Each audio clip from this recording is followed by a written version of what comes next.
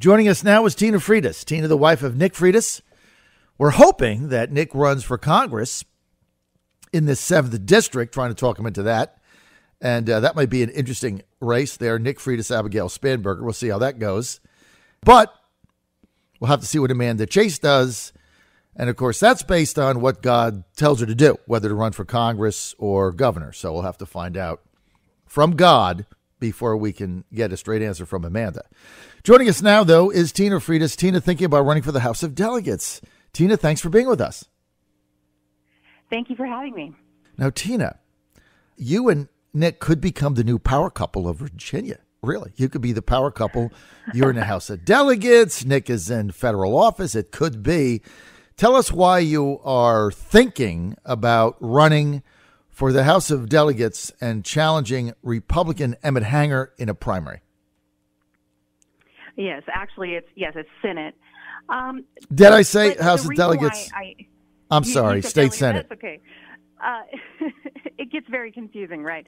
State Senate. The point here, you mentioned something about power couple, and that's not who we are. That's not the goal at all. We're just watching Virginia and what the left is trying to do to it. And we can't sit by and let that happen. And we'll do whatever it takes to make sure we do what's right for Virginia. So it's not about power. In fact, it's been about power for far too long with a lot of these politicians. And that's not the point. And so the reason I'm looking into this is actually because I really feel that it's time for the next generation to really step up and to, bring forth new conservative leadership. Right now we have an incredibly aggressive left who's trying to push just a lot of things that fly in the face of our freedoms, whether it's with our, a huge gun grab that the governor was trying to put forward with all of the Democrats behind it, or, abortion right up to and even after birth. It's very concerning. And we need a new leadership that will stand in the face of that boldly and energetically. And I'm not trying to run Emmett Hanger out of office. I would like him to recognize that it is really time for a new generation to step up and take on some responsibility. And also, we need more female voices on our side of the aisle. So, Tina, here's my question. I get what you're saying, but the Republicans hold a slim majority. 21-19, and likely there will be a Democratic lieutenant governor come 2020. So the seat of Dick Black in the 13th district is really all but gone. I mean, the Republicans are going to be a long shot, regardless of what is happening right now at the state level, to hold that seat, simply because it's turned so blue and Dick Black's retiring. So I guess my question is, with everything hanging in the balance, why would you expend money, time, and energy challenging a Republican who is going to get reelected again and force ground games and stuff in a primary? Why not let Emmett Hanger go, work on saving Sturdivant's seat, saving Siobhan Dunavant's seat in Henrico, saving Bryce Reeves' seat, your neighbor, saving Wagner's seat in Virginia Beach? All the Democrats are targeting until this happened. We're going to spend a lot of money now, not so much. Why not do that? Let Hanger go, and then maybe in 2023, then maybe he retires and you take that. Why spend time and energy beating a Republican when things are hanging by a thread? That's my honest question. I don't mean to be challenging. I'm just asking it straight up. No, absolutely. And it's because things are hanging by a thread, quite honestly.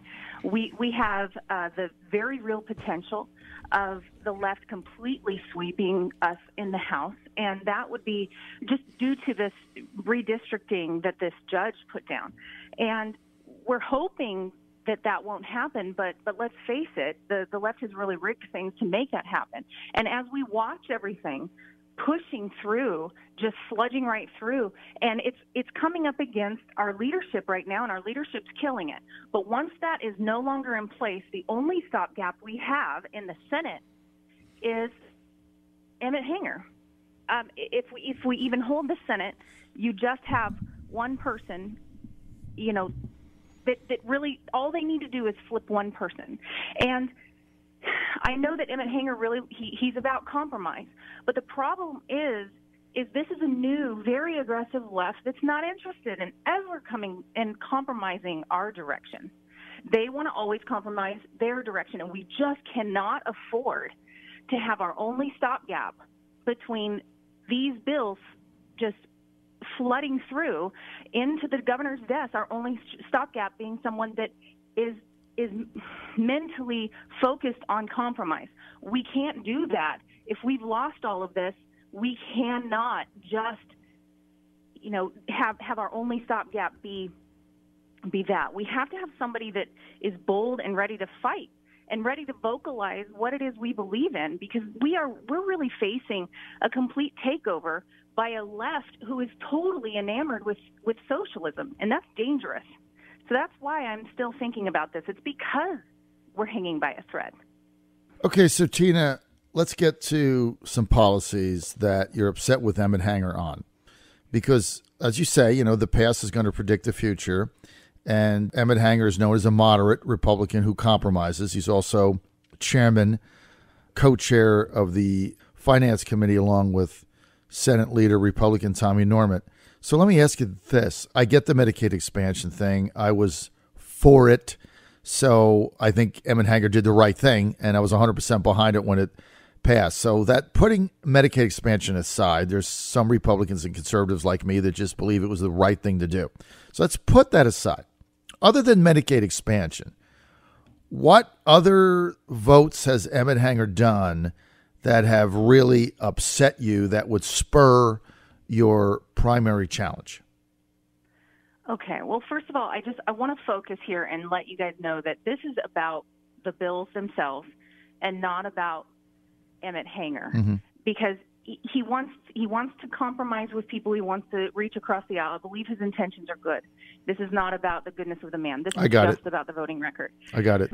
But I'm very, very concerned about this record of raising taxes and giving, subsidy handouts and. Well, wait a minute, Tina. He just like that too. wait a minute, Tina. Raising taxes. Okay.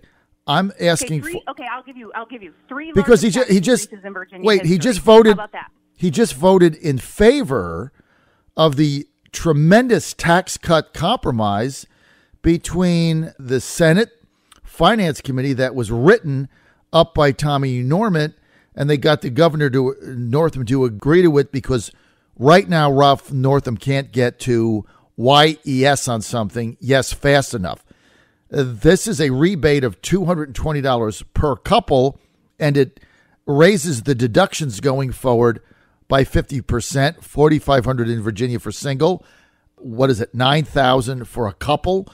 So it's up by 50%, and it also establishes conformity. So how is that raising taxes? And he was part of he was one of the architects of that. So how is that raising taxes?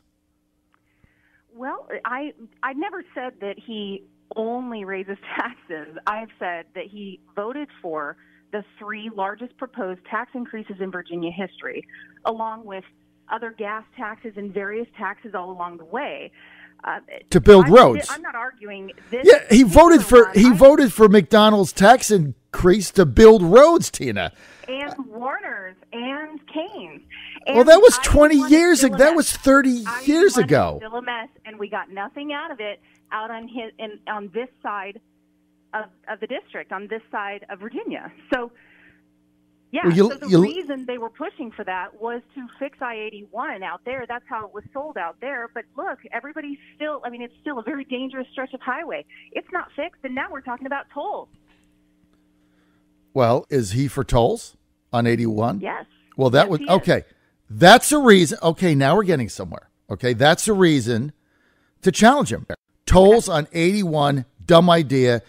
I hate tolls, and that's just dumb. It's so inefficient, not going to work. All right, but right, and I'm for taxes. I want a gas tax to fix 81. The money is just not going to fall out of the sky. I mean, you got to raise. You got to raise taxes, or you. I'm okay with a user tax. User tax is probably the most fair tax you can have. The problem is that these taxes don't go directly to the problem that we see. They go wherever VDOT or wherever the folks pulling the purse strings decide it needs to go. And most of the time, let's face it, it all goes to Northern Virginia. No, now it's coming to Hampton Roads. The Bob McDonnell tax compromise, I don't know what you want to call it, the transportation bill of 2013, that a lot of my conservative friends nailed me on and told me I was a rhino and blah, blah, blah. Like, I was the biggest proponent of that. I live in Southeast Virginia, and for anybody that goes from Virginia Beach to Washington, D.C., when this thing is done, it's going to cut 1 hour off the drive. An hour. It's unbelievable, the progress they've made. Now, it's taken a while, but that was not going to get done without the tax increase. So to say you're challenging Emmett Hanger because of the transportation tax increase, right? I mean, that would just be one of them. There were 3, plus there were other tax increases as well all along the way.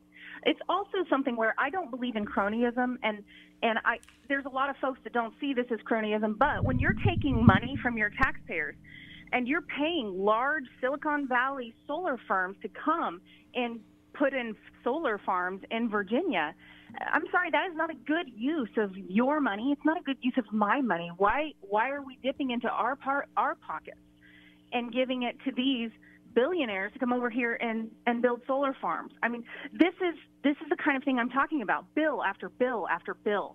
And so it's not just Medicaid expansion, though I am not a fan because I don't believe it's fiscally responsible. However, if we move on from there, I'm also very pro-life.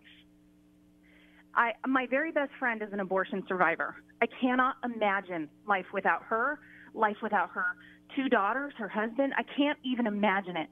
And so to me, that hits home. And the fact that last budget, he voted to send $2 million to Planned Parenthood, that amounts to 4,000 to 6,000 abortions. And they want to hide under this amendment that we all know is nothing but a shell game. You know that we're just supplementing what they want to do. And I find it very frustrating to subsidize, to tell my friend who is an abortion survivor that she has to spend her money to uphold the industry that attempted to kill her. Do you see how absurd that is, how unjust that is? So there's another reason. Okay, so his vote for Planned Parenthood in Virginia, his support of tolls on I-81. All right, that's 2 issues. I think it's tough to go back to tax compromises he did with Warner and Kane in the 90s. I just don't see how that's relevant now, but I get it. It's part of his record. You can tell what will happen in the future with what happened in the past. And when the left takes over, which is what they're dying to do, and I'm hoping they do not, but when the left takes over, we're looking at more compromise. And I'm wondering who wants more of that? Who wants more of that when what they're pushing is socialism? What they're pushing is abortion up into and after birth. We already know from the governor's comments. Yes. And okay, I think that there is a mindset that we have an old Democratic Party that we can talk to and negotiate with, and that is no longer the case. Mm-hmm. We are facing a new left, and we need boldness and energy to go against it. Otherwise, we are losing our freedom. We're losing our rights in Virginia. All right, Tina Freitas, can you at least throw Emmett Hanger a bone here? Can you at least throw him a nice thing and compliment him for crafting the tremendous $1 billion tax cut that he just crafted along with Tommy Norment, and they got the governor to agree to it, where every married couple in Virginia is going to get $220 back, a check for 2018, a single person $110, and then they're going to go forward with a massive 50% increase in the deduction. He was one of the authors of that. Can you grant him that he did a good job there, Emmett Hanger? Absolutely, and I will not begrudge him that. When he does a good job, I will let you know. I'm not the type of person that thinks that you're all bad if you do some things that I don't agree with. Mm-hmm. So no, on this he was correct, and I'm very glad that he voted the right way this time. Well, see, here's the thing. For people like me, I'm a true believer, as you know, in President Trump a true believer and his America First agenda. I have been for a very long time. I was a favor of the 2013 Bob McDonnell tax hike, compromise, tax increase, biggest increase in Virginia, whatever you want to call it. I was a champion of that because in order to build roads, you got to get the money. I mean, there's no special fund that comes from heaven to build roads. And it's great to jump up and down about the biggest tax increase. And now, if you live anywhere between Virginia Beach and Washington, D.C., you live anywhere in that corridor.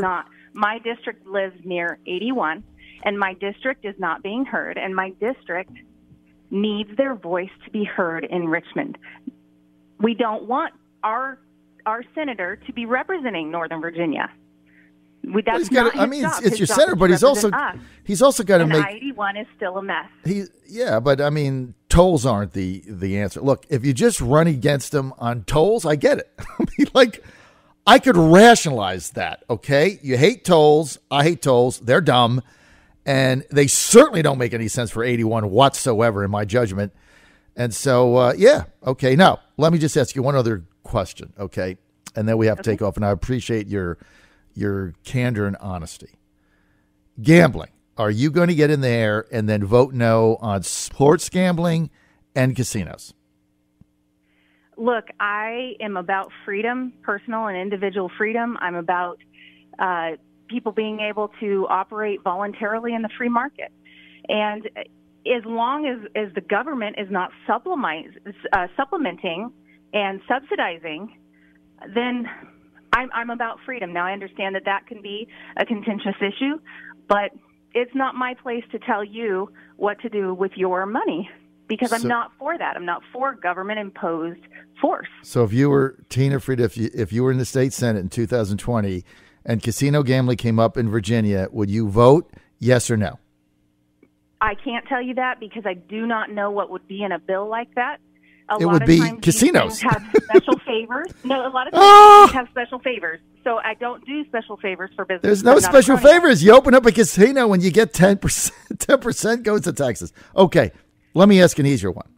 If you're in the state Senate and this bill comes up, Mark Sickles' bill or Chap Peterson's bill to allow gambling on sports in Virginia, Chap is you have to go to a parlor. Sickles is you do it online. Are you going to vote for that, yes or no? Sure. I don't see a reason why people should not be able to do with their money what they want. All right. So we found common ground on betting on sports in Virginia. Tina, I knew we would find some common ground. Also, I think we got tolls. A lot of common ground. We just talked about a few things we disagree on. Tolls tolls on 81. I can't. If you were to craft the dumbest bill possible, it would be tolls on 81. I mean, it is so dumb. And it's an interstate highway. Just get a gas tax and make the first, $8 million or whatever it is, or whatever you need, $8 million, go to 81 and fix it. Just like we fixed it here. I love my roads. I hated them. I hated 64. Now I love 64. I hated 95 coming out of Fredericksburg. Now I got an easy pass. I love 95. All because of Bob McDonnell, bless his heart. John Fredericks Radio Network. Tina, I got to roll. Thank you for being with us.